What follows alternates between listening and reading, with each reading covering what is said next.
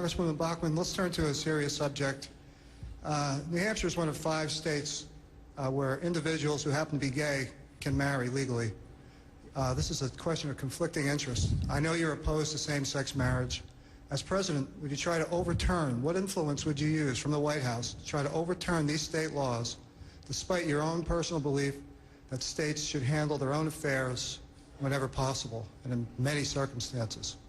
Well, I do believe in the 10th Amendment, and I do believe in self-determination for the states. I also believe that marriage is between a man and a woman. I carried that legislation when I was a senator in Minnesota, and I believe that for children, the best possible way to raise children is to have a mother and father in their life.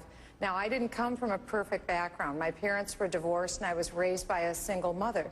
There's a lot of single families and families with troubled situations. That's why my husband and I have broken hearts for at-risk kids, and it's why we took 23 foster children into our home. What would President Obama do to initiate and facilitate a repeal law on the state level? Anything at all from the White House? Would you come into the state of New Hampshire, for instance, and campaign on behalf of a repeal law? I'm running for the presidency of the United States, and I don't see that it's the role of a president to go into states and interfere with their state law. All right. Well, on that point, to voters out there for whom this is an important issue, let's try to quickly go through it. And let me start at this end. We'll just go right through. I'll describe it this way. Are you a George W. Bush Republican, meaning a constitutional amendment to ban same-sex marriage, or a Dick Cheney Republican, who, like I believe the Congresswoman just said, says this should be made, this decision, same-sex marriage, should be a state's decision? State's decision.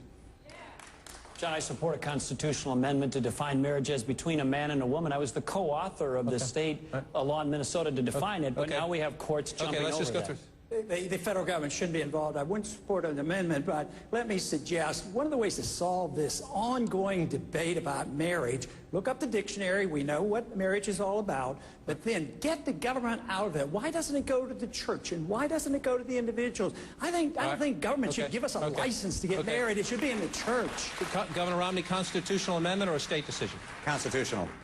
Mr. Speaker? Well, I helped author the Defense of Marriage Act, which the Obama administration should be, frankly, protecting in court.